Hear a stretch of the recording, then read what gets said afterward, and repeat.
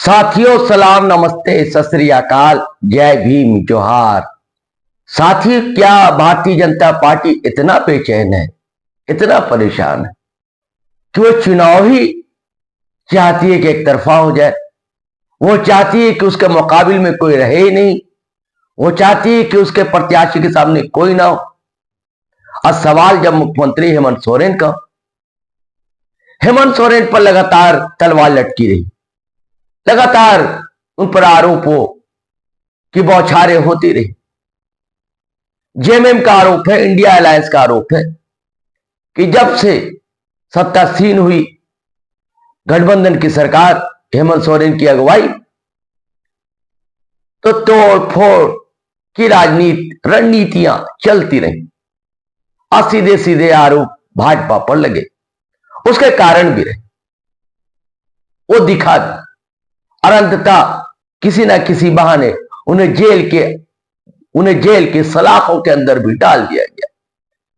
लेकिन ये भला हुआ, अदालत ने सही फैसला दिया, उन्हें जमानत मिली और 5 महीने बाद वह वापस आए। उसके बाद भी अब सवाल उठ रहे हैं, क्या हेमंत सोरेन चुनाव नहीं लड़ पाएंगे?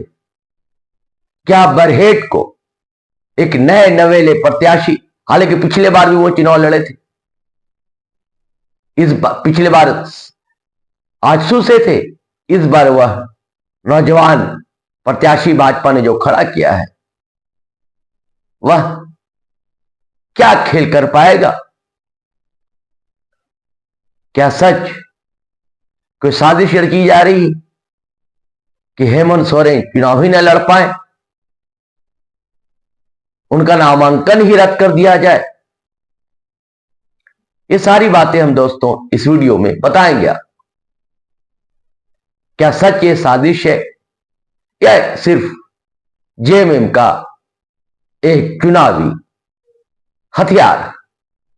तो दोस्तों, इससे पहले आपसे आग्रह है, गुजारिश है, आप हमारा चैनल सब्सक्राइब कर लीजिए, ज्वाइन कर लीजिए और दोस्तों धड़ाधड़ फटाफट खटाखट हमारा वीडियो शेयर कीजिए, लाइक कीजिए और कमेंट कीजिए।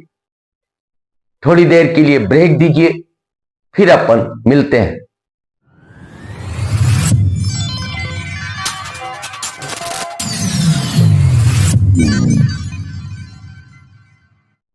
साथियों, जेल से आने के बाद जिस तरह हेमंत सोरेन का व्यक्तित्व निखर कर सामने आता है, उनका आभा मंडल बढ़ता है और इसको अतिरिक्त साथ मिलता है कल्पना सोरेन का। यह जोड़ी कमाल कर रही है झारखंड में और यही सबब है कि भारतीय जनता पार्टी के छोटे से लेकर बड़े चाणक्य तक टेंशन में आ जाते हैं। कहा जाता है कि भारतीय जनता पार्टी साम दाम दंड भेद सारी नीतियां अपनाती है और अंतिम बॉल तक चुनावी खेल खेलती है। देखिए, इधर 5 बड़े आरोप लगाए जो जेन्युइन भी हो सकते हैं हेमंत सोरेन ने। उन्होंने कहा 5 बड़े मुद्दे थे, बड़े मामले थे, जिसको भारतीय जनता पार्टी ने रोकने का प्रयास किया, रोकने की साजिश की। उन्होंने कहा कि हमने ओबीसी का आरक्षण 14% से बढ़ाकर 27% तक कर दिया था, लेकिन पीआईएल दायर कर दी गई कोर्ट में और वो मामला रुका रह गया। उसके बाद वो कहते हैं सरना कोड अधिकार है संवैधानिक आदिवासियों का, बरसों पुरानी मांग है आदिवासियों की, उन्हें सरना धर्म कोड दिया जाए। हेमंत सोरेन की सरकार ने विधानसभा से प्रस्ताव पारित किया, केंद्र के पास भेजा, लेकिन केंद्र ने इसे नकार दिया। हेमंत सोरेन कहते हैं नियोजन नीति बनाई गई, सारी सहमति ली गई लोगों से, लेकिन भारतीय जनता पार्टी के लोगों ने पीआईएल के जरिए उसे भी रद्द करवा दिया। 1932 का खतियान, यह भी यहां के आदिवासियों मूलवासियों की बहुत ही पुरानी लंबित मांग है। इसको लेकर सारी पार्टियां बोलती तो रहती, लेकिन भारतीय जनता पार्टी खुलकर कोई बात कह नहीं पाती। हेमंत सोरेन सरकार ने यह भी विधानसभा से विधेयक पारित करवाया, लेकिन अड़चनें डाल दी गई। हेमंत सोरेन का आरोप है कि राज्यपाल के मार्फत इसमें अड़चन डाल दी गई। तभी सवाल उठता है, क्या भारतीय जनता पार्टी सिर्फ लोक लुभावन फंड देकर आदिवासियों को अपने पक्ष में करना चाहती है, या ईमानदारी से वो आदिवासियों की हितैषी? यह सवाल जेएमएम का भी है, यह सवाल आम लोगों का भी है, यह सवाल इंडिया अलायंस का भी। और उसके बाद आते हैं मैया सम्मान योजना। जब मैया सम्मान योजना लेकर सरकार आती है तो कई तरह के आरोप लगते हैं। हालांकि फिर गोगो दीवी दीदी योजना लेकर भारतीय जनता पार्टी आई, कहा कि हम 2500 रुपए देंगे।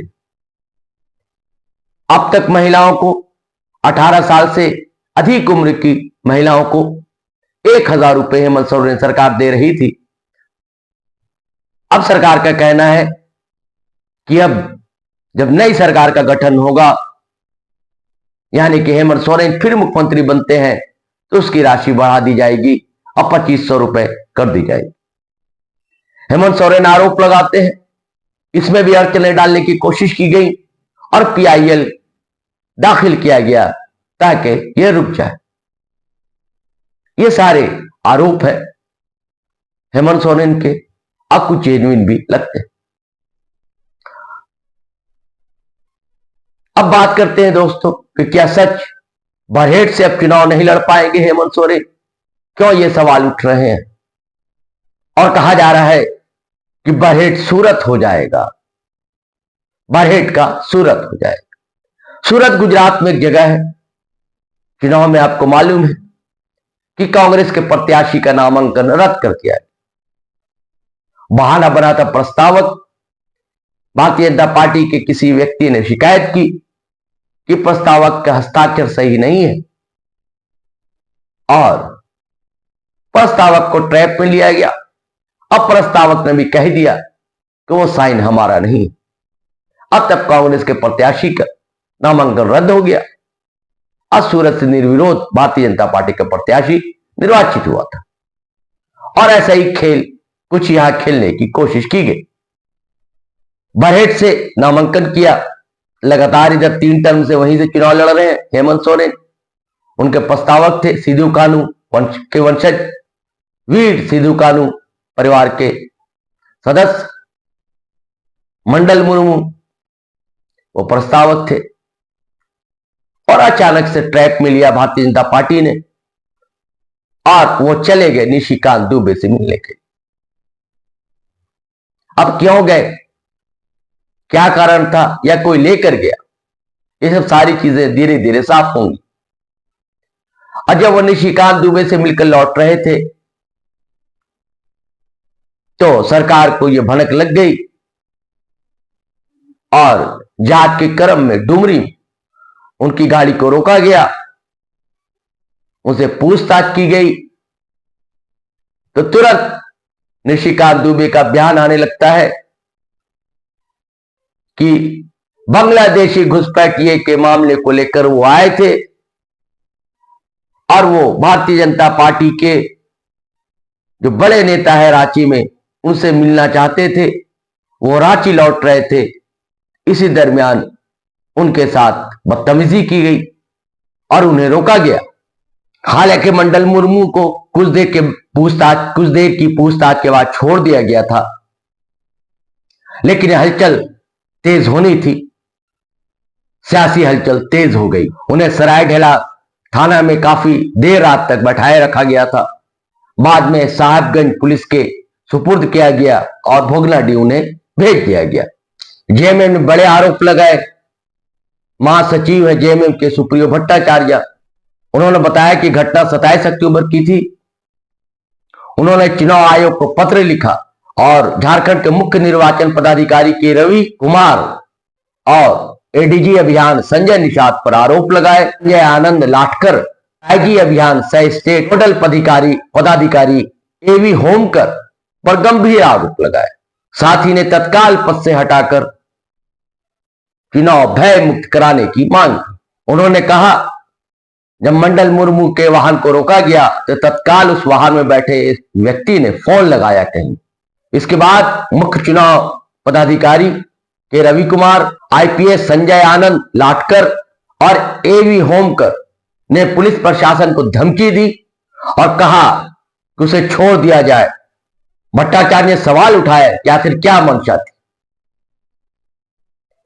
व्यूअर्स, आपको बता दूं कि पहले ही आरोप लगा चुके हैं सुप्रिया भट्टाचार्य। चुनाव आयोग और भारतीय जनता पार्टी को बंटी बबली की संज्ञा दे रखा है। कहा कि जिस तरह बंटी बबली फिल्म में उस जोड़ी ताजमहल तक बेच दिया, वैसे ये दोनों मिलकर संसाधन को बेचना चाहते हैं और मिली भगत है भारतीय जनता पार्टी के साथ चुनाव आयोग की। इधर भारतीय जनता पार्टी भी चुप रहने वाली कहां थी, उसने उल्टा शिकायत की सुप्रिया भट्टाचार्य के खिलाफ कि चुनाव में डिस्टर्ब कर रहे हैं और चुनाव आयोग के पदाधिकारियों पर सवाल उठा, यानी कि सवाल नहीं उठाया जाना चाहिए। और सवाल उठता है कि क्या सच मंडल मुर्मू के बहाने हेमंत सोरेन का नामांकन रद्द करने की कोई साजिश थी? क्या कारण था? वो अचानक से वहां क्यों चले जाते? और क्यों जब उनसे पुलिस पूछताछ करती है तो बड़े पदाधिकारियों की बेचैनी बढ़ जाती है और भारतीय जनता पार्टी से लेकर चुनाव आयोग के पदाधिकारियों तक के फोन गनगनाने लगते? क्या यहां भी कोई वैसे ही खेल होता सूरत वाला कि कोई शिकायत करता, उसके बाद फिर जांच होती और कहा जाता कि साइन सही नहीं है, या प्रस्तावक ही जब ट्रैप में आ गए थे तो वही आकर कह देते कि हमारा हस्ताक्षर जो है सही नहीं।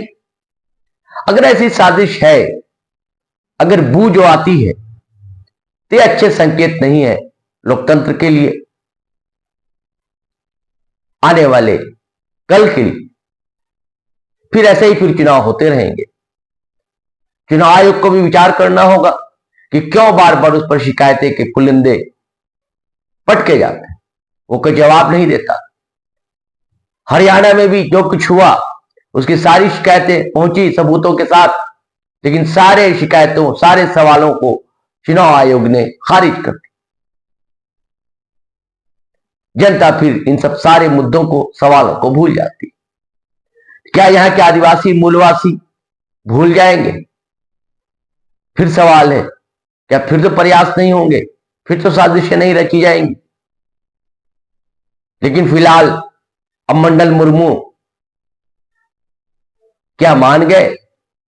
क्योंकि अब इधर जेएमएम की सभाओं में मंडल मुर्मू देखे जा रहे हैं, कल्पना सोरेन की सभाओं में भी मंडल मुर्मू देखे गए। ठीक है, इस साजिश का पर्दाफाश हुआ, लेकिन क्या सच ये साजिश थी तो साथियों बहुत गलत हो रहा है। ऐसी हरकतों का, ऐसी गतिविधियों का, ऐसे साजिशों का विरोध किया जाना चाहिए। चलिए साथियों, इजाजत दीजिए, आज्ञा दीजिए।